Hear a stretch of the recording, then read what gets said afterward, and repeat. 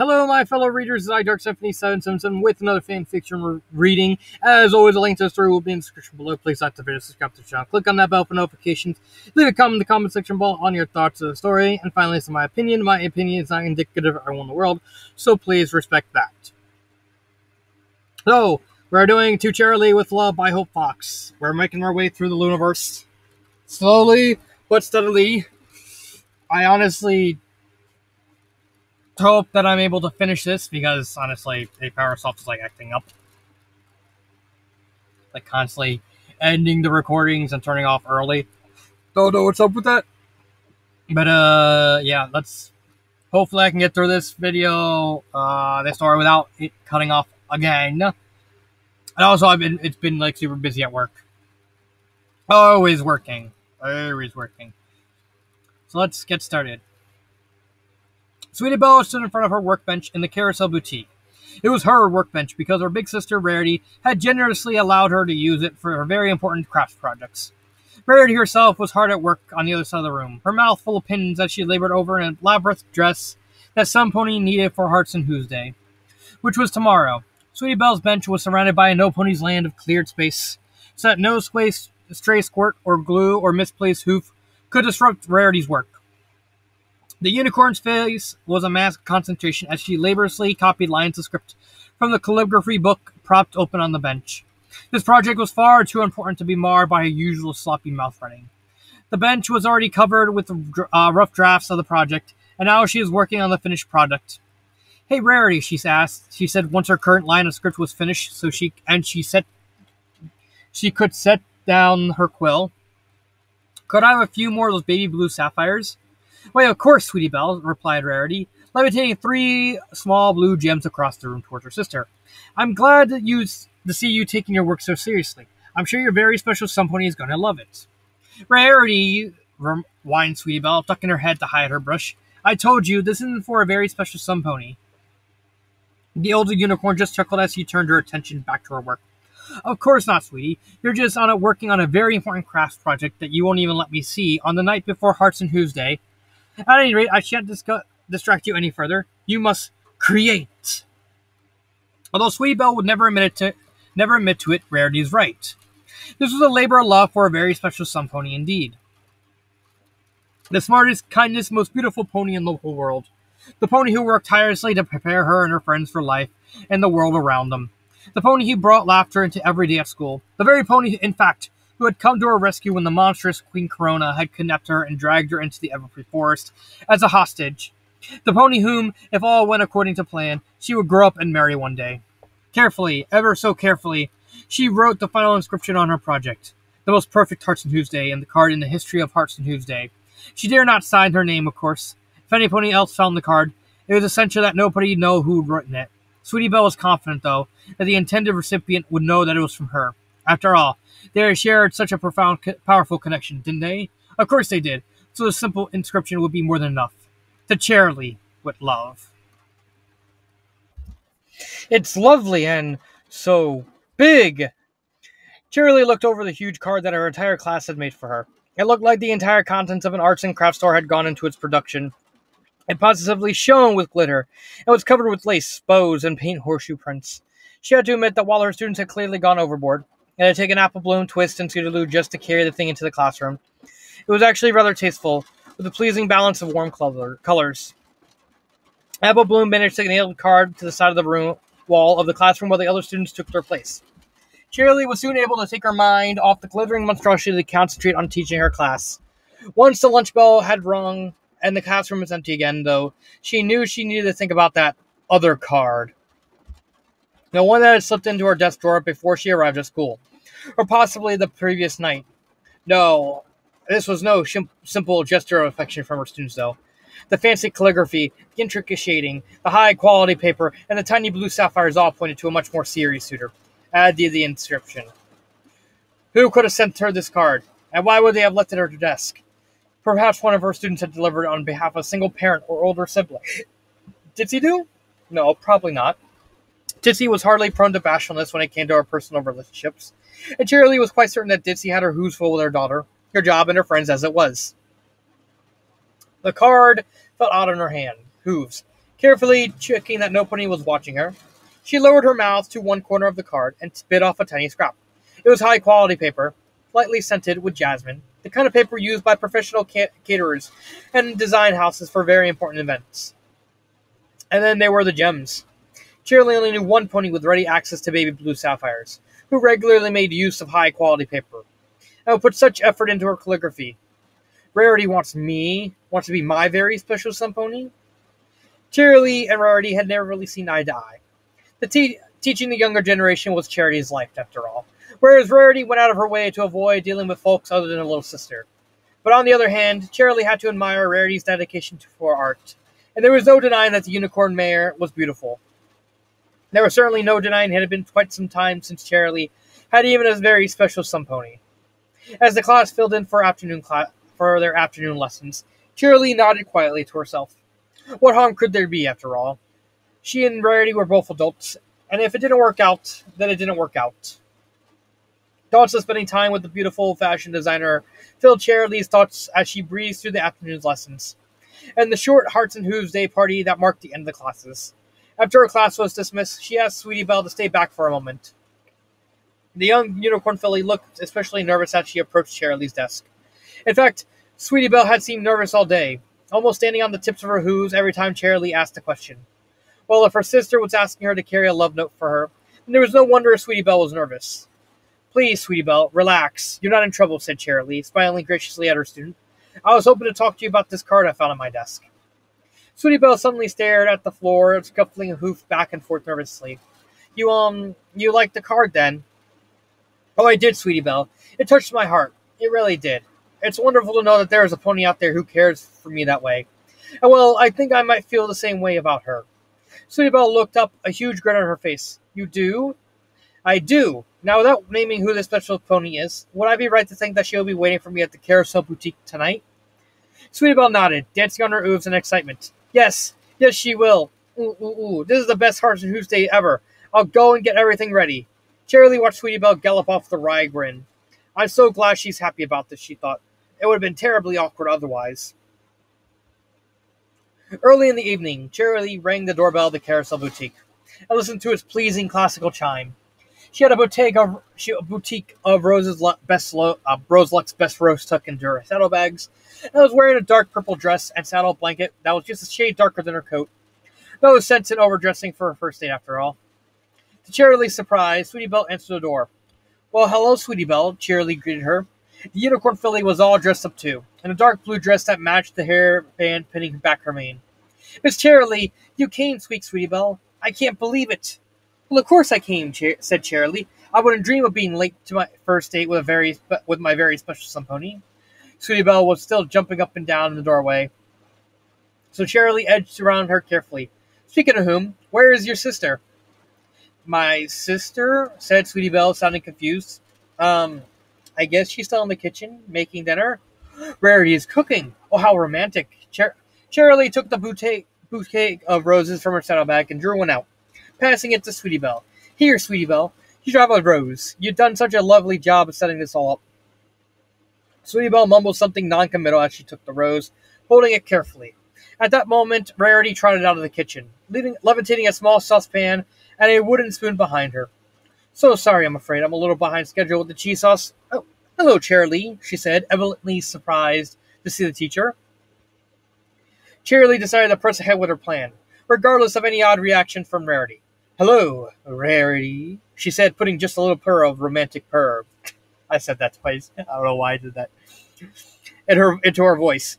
These are for you. She balanced the bouquet on one leg, outstretched towards Rarity. For me? How delightful. Rarity picked up a decorative vase for their magic and placed the roses in them in the center of the dining table. I must admit, though, I wasn't expecting to see you tonight. I thought we'd be entertaining one of Sweetie Belle's little friends. You did? Asked Cheerilee, perplexed. But after you wrote me that Hearts and Hooves Day, I thought, I didn't write you a card, said Rarity. I didn't write any cards at all this year. It was Sweetie Belle who... Slowly, both adults turned their gazes towards Sweetie Belle, who had been backing away from the pair, still cradling her precious rose. Sweetie Belle, said Rarity, calmly, did you make that card and give it to Miss Cheerilee? The filly nodded, casting her gaze down. You should know better than to make to meddle in adult relationships, sweetie, said Rarity. You know I'm very choosy when it comes to my very special some ponies. I'm sure Miss Cheerilee is too.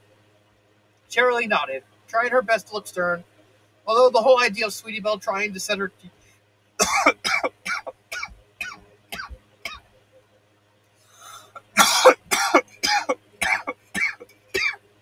they got in my throat.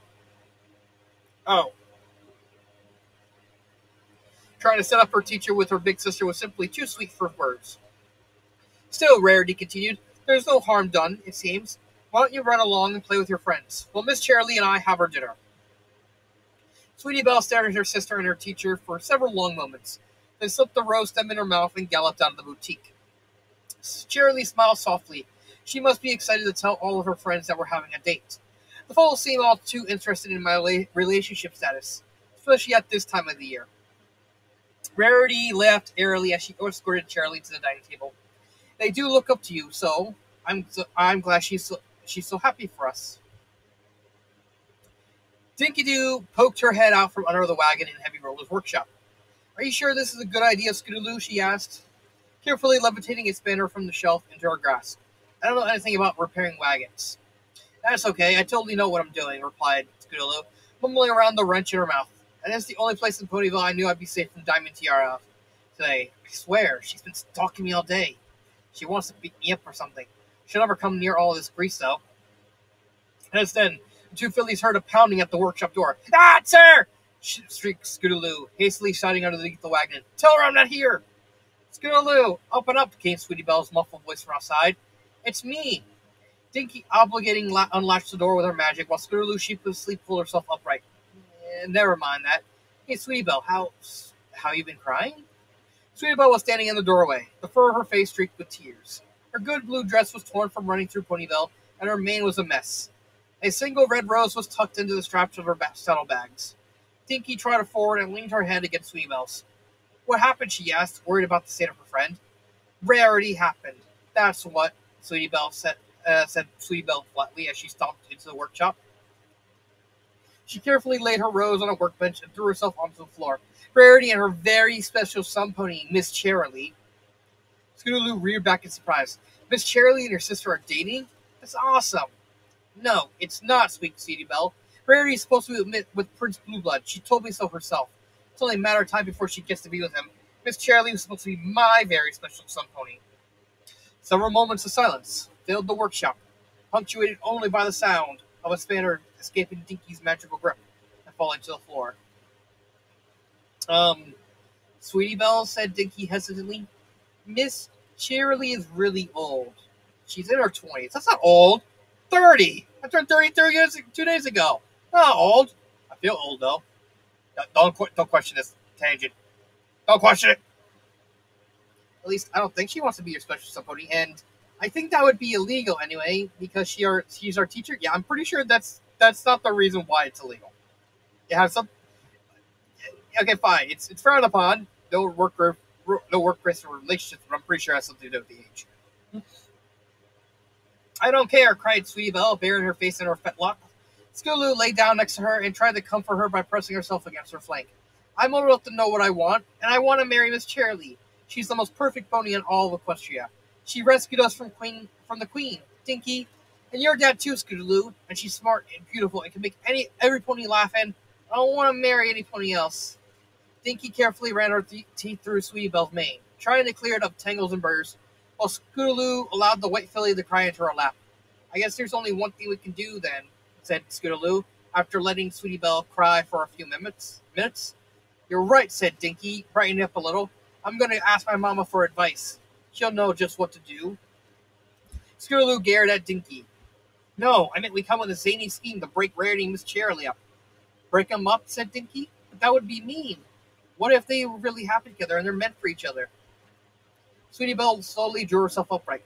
We'll try it your way, Dinky, she said, snuffling. Just don't tell your mom that you're asking about me, all right? You promise you'll help Scootaloo's zany schemes if your mom can't help me? Dinky hesitated. Scootaloo's schemes were legendary around the folds of Ponyville, and the most innocuous of them usually ended with some pony covered in tree sap. But on the other hoof, Dinky hadn't seen Sweetie Belle this upset since their ordeal with Queen Corona, and she couldn't let her friend be miserable. All right, I promise, she said firmly. Wave your front legs and apply a hoof to her eyelid. Cross my heart and hopes to fly, stick a cupcake in my eye. I'll go talk to Mama. If she can't fix this, I'm with Scootaloo.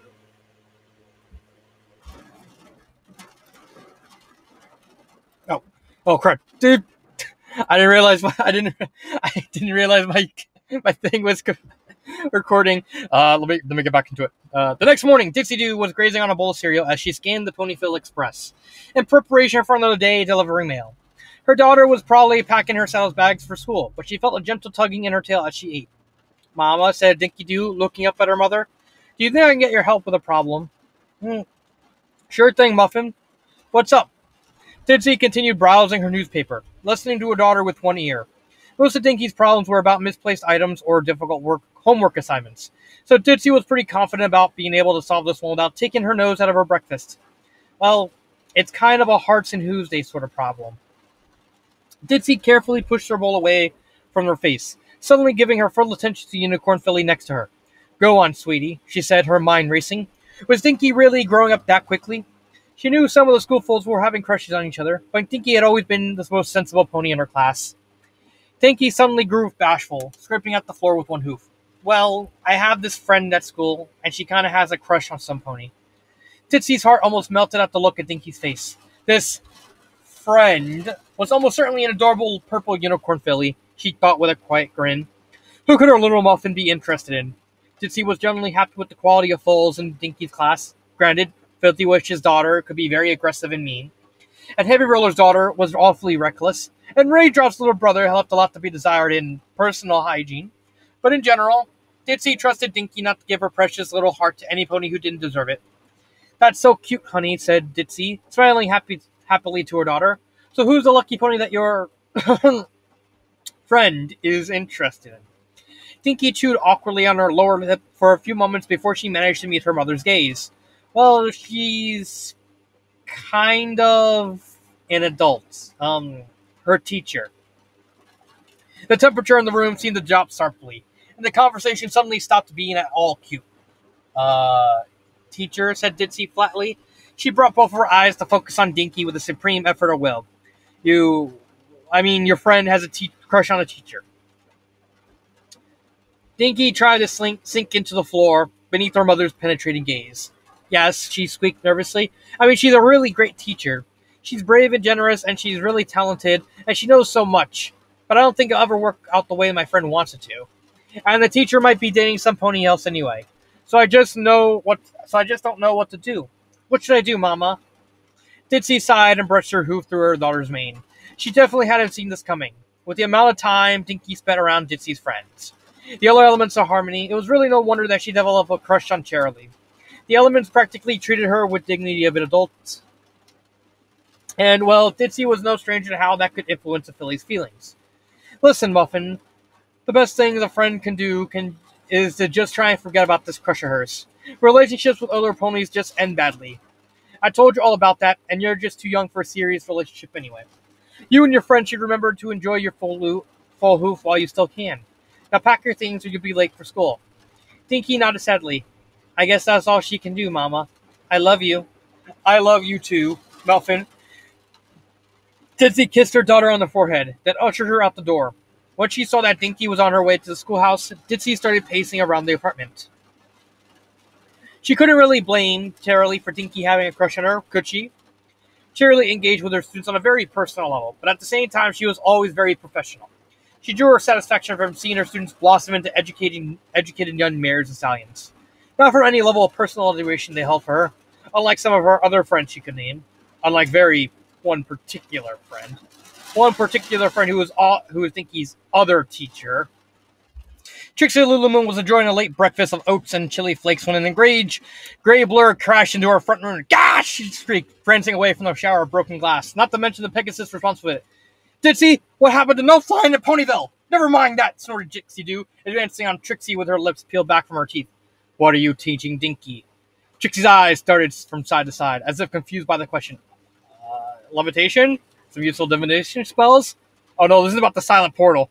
I know I shouldn't be teaching fools a spell to open creaky doors without making noise, but it's the simplest illusion spell I know, and I thought it'd be a good exercise. She hasn't turned into a cat burglar or anything, has she? Forget about spells! You're teaching her to be your good little fan, aren't you? Making her look up to the great and powerful Trixie. Treating her to worship the ground beneath your hooves. Making sure she'd do anything for you. Trixie backed up to the wall by this point and was trying to decide whether invisibility would be able to get her past Ditsy's outstretched strings. I don't know what you're talking about, Ditsy. She's just my student and my friend. I don't want anything for her! Ditsy flared her wings innocently, but held her ground. Then why, pray tell, did she come to me this morning admitted to having a crush on you? She what? Trixie shuddering. That's awful. Why would I want that? I would. She brushed her hooves against her coat, feeling dirty from the very suggestion. Ditsy breathed heavily as she stared at Trixie, then sagged. I'm sorry, Trixie. I should have known that wasn't something you meant to happen. I'm just so worried about my little muffin. The idea that any pony would manipulate her like that is very distressing. She turned an eye to the broken window behind her. Oh, my bad. I'll pay for that. Trixie waved the hoof airily. Oh, it's nothing. This repair will fill out my reward for card anyway, so my next repair is free. She slipped away from Ditsy and sank into a chair. Dinkley really has a crush on me. Ditsy nodded. She didn't say it in so many words. She said she has this friend who has a crush on a teacher, but I know who she meant. I guess I should have just seen this coming. She does look up to you an awful lot. Trixie shook her head slowly. This is my fault, isn't it? I mean, you're right. I do love having ponies look up to me, whether they're adults or foals. When I found out she was making her own costume to be the great and powerful Ninky, that felt really good. But I didn't expect it to have feelings. Use your unicorn shuddered. Her feelings are icky.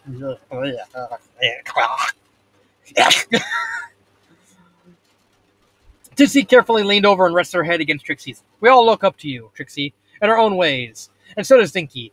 And that's okay. I think you're a good role model for her. Mostly. But, look, maybe you could just be a little more professional with her. But treat her the way your teachers at Princess Luna's school treated you. She'll appreciate being treated like an adult. And it might help give you two some distance. Not that I don't want you two to be friends, just we need to fix this. Trixie nodded solemnly. I'm sorry. We will fix this. I'll make this right. I promise. I know you will, Trixie, said Ditsy. I should get back to my rounds. I'm really sorry for all the shouting. And the window. We'll talk later, okay? The great and powerful Trixie sat at her desk, alone with her thoughts and her very special son pony, Monsieur Bourbon. Occasionally, a sound of passersby drifted in through the broken window at the front of her house. She turned them out of her attention. Dinky has a crush on me? How can this happen? She should have seen the signs. Dinky was always excited whenever Ditsy dropped her off for her magic lessons. Ellen so eager to learn everything Trixie had to offer, whether it was complicated magical theory or the lighthearted show ponyship that came with being a stage magician. Dinky drank it all with all those bright, big yellow eyes of hers. The great and powerful Dinky was shaping up to be a truly intelligent magician, and Trixie couldn't be happier about that. That was the trouble. Trixie wanted ponies to look up to her, to stomp their hooves in applause when she came on stage, to shout about how great and powerful she was. And among the foals of Pokeville, she had that. Raindrop's little brother Snails took every opportunity to see her perform magic, and oh no, not him too. Why did it have to be so magnificent? It's a curse! What could she do about it? She could easily hurt the poor filly's feelings if she wasn't careful. She didn't want Dinky to think that she'd done anything wrong. Why? Who wouldn't fall for a beautiful, brilliant, magical prodigy like herself? No, I had to stop thinking like that. Trixie hung her head dejectedly. She had to say something to Dinky, but what? Hey, Trixie, what's got you down so early in the morning? Trixie looked up at the sound of the bubbly, energetic voice coming in from her front window aperture. Her friend Lyra Heartstrings had stepped inside and was approaching her with a wide grin, but one tinged with concern. It's a long story, Lyra, said Trixie, levitating a second chair over for Lyra. Have you got time for it? Lyra made sure to check her watch, then shrugged. I'll make time. Let me guess. Heart and Tuesday's problem from yesterday? Trixie nodded sadly. Got it in one. You see,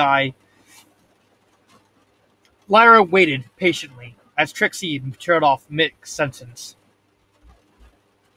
Trixie tried again. That is, I just found out that I can't talk about this. It's just too awful. Lyra's horn lit up, and she poured 2 glasses of bourbon, placing one in front of Trixie. Come on, buddy, she said encouragingly. Whatever it is, you can tell me about it. Trixie took a quick sip of bourbon, followed by a deep breath. All right. Imagine Suppose there was a unicorn learning magic, okay? You remember what it's like. Lyra nodded, and Trixie continued. A young, energetic unicorn, eager to learn all she can, and she has a wonderful teacher. The best teacher she could ever hope for. Really talented, brilliant, beautiful, sacrificing so much of her valuable time to teach this young unicorn about magic. Is it the teacher's fault that the students start to have feelings? Feelings for her teacher? Oh, said Lyra. Oh dear, I think I see where this is going. It's not something that's meant to happen. It just happened. Those feelings exist, and I don't know what to do about them. I don't want to end her lessons or make her feel like she's done something wrong. Dang, it's actually raining. It's raining real bad. Over there, my window. Where was I? Oh yeah. It just happened. These feelings exist, and I don't know what to do about them. I don't want to end her lessons or make her feel like she's done something wrong. But I don't want it all to go away. I want everything back the way it was before. Lyra shook her head, smiling softly. Oh, Trixie. Those things are natural. You remember the Red Comet, right? Our old conjuration teacher? Half the class has crushes on him. And that was fine. It's just something you live with and get over. Trixie had buried her face in her fetlocks, whimpering. Lyra placed a gentle hoof on her shoulders. Look, if it's bothering you that much, why don't I talk to her for you? I can make sure that she understands that this is anybody's fault. And you want to keep having your lessons together without this getting in the way. Be fine, Trixie. These things happen all the time. Trixie snuffled and raised her head. You really do that for me? Lyra shrugged. I'm better at dealing with this kind of thing you are, Trixie. One of these days you need to figure out how to deal with relationship stuff. But today it doesn't have to be that day. I'll go see her right away. Matter of fact, might as well make a start now. Oh, thanks, Lyra, said Trixie, visibly relaxing in her chair. I knew I could count on you. Lyra patted Trixie's neck companionably. Of course you can, Trixie. Catch you later. The green unicorn grinned and hopped out through Trixie's window again, wandering off into town. Trixie stretched out all four legs and sighed contently, before another thought occurred to her. Hey, Lyra!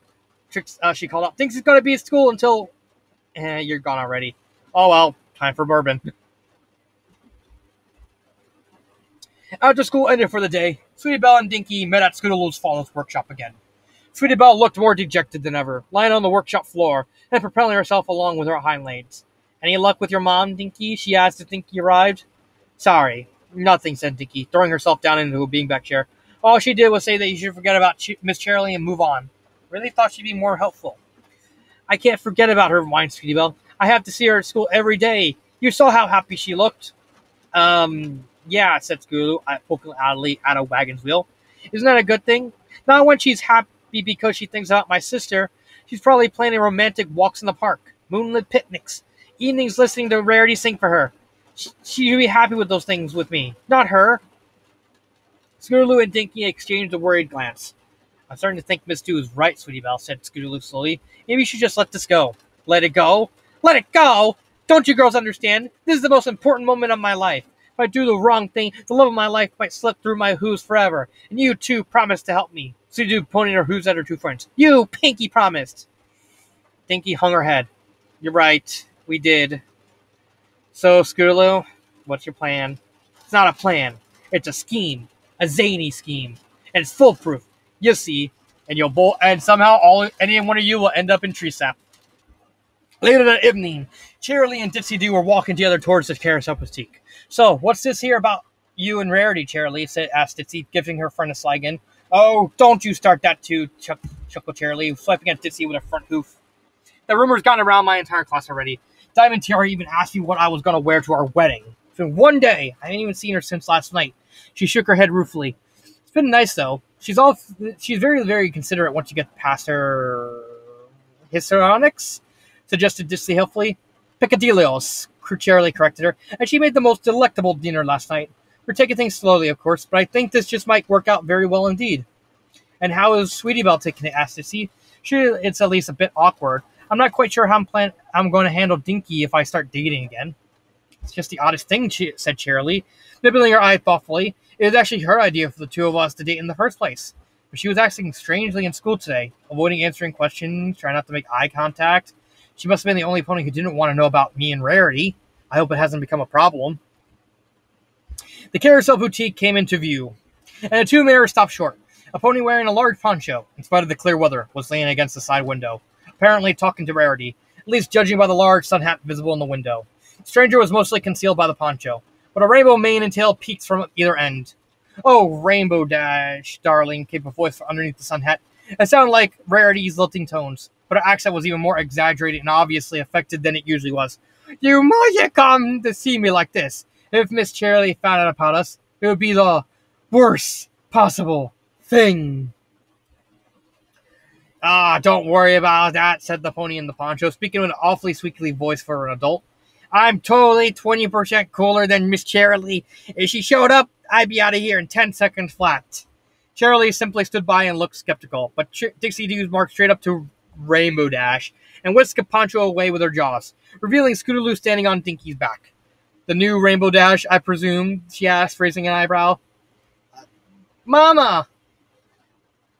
said Dinky, panicking for long enough for Scootaloo to fall unceremoniously off her back. "I can explain." "Really, Dinky? You can't explain why you're wearing a fake tail and helping Scootaloo pretend to be Rainbow Dash?"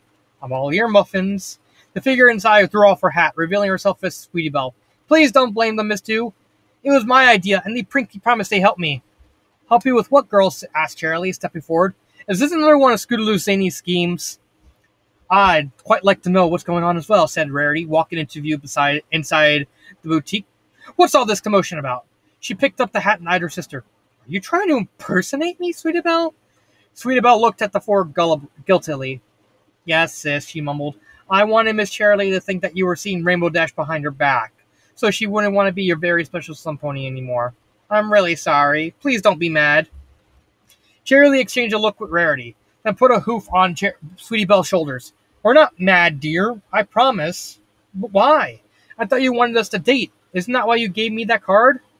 Sweetie Belle shook her head. "I didn't mean for you to think it was from Rarity." Oh boy, here we go. Here comes the most awkward of awkward things.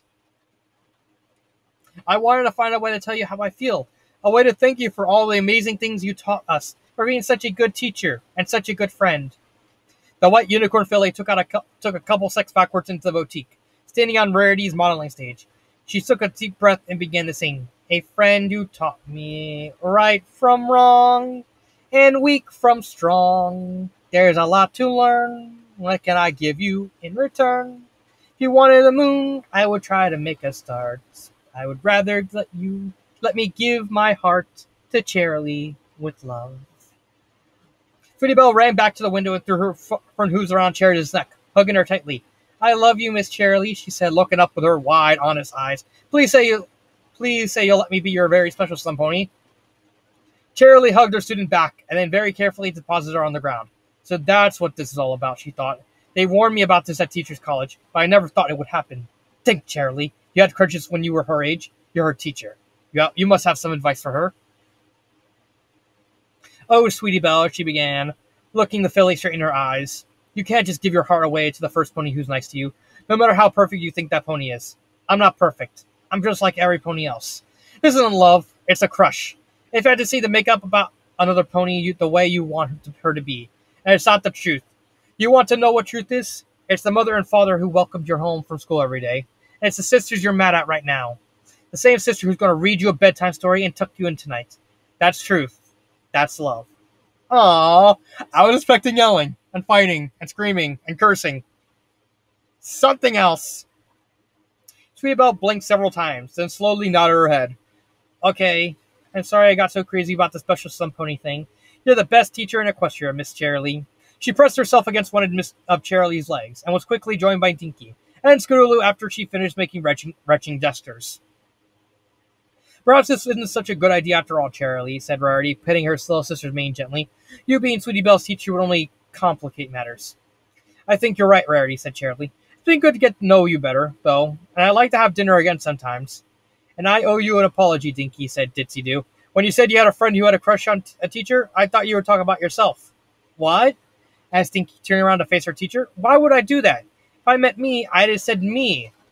She blinked slowly. "Wait a minute. Who did you think I had a crush on?" Dixie's eyes wandered off in different directions, neither of them looking at Ditsy.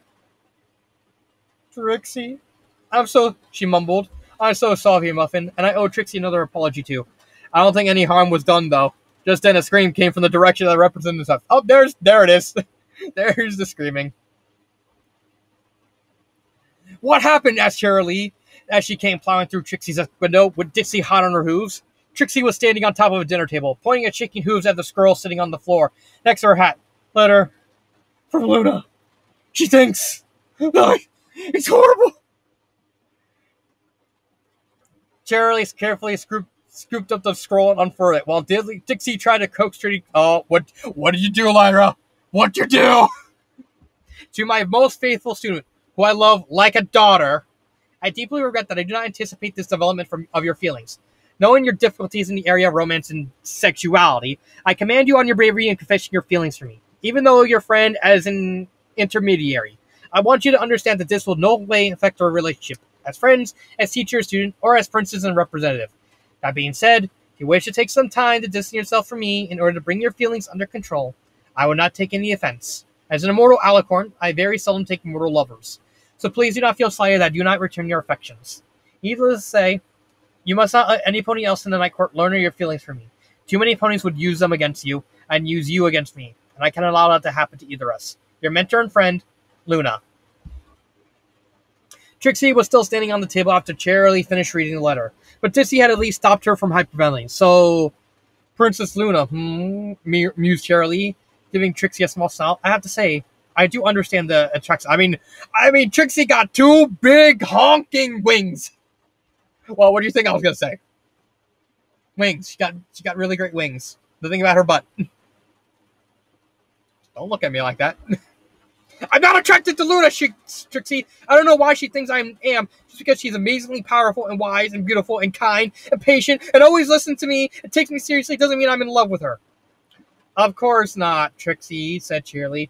You know, I still have that copy of Shoot for the Moon if you want to borrow it. Look, it's nothing to be ashamed of. But it's not true, Trixie wailed. I don't have a crush on her. I just want her to be proud of me and tell me what a good student I am and spend time with me and show me all of her magic and... Trixie blinked in horror. I have a crush on Princess Luna! Fortunately, Ditsy and Cheerilee managed to catch the fainting unicorn before she hit the floor.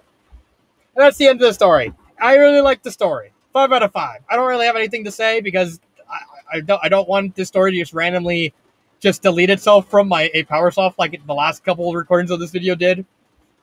Oh god, I hope that doesn't happen. So I'll just leave it as is and pray for the best. I'll see you next time. This has been Dark Symphony 777 and cut.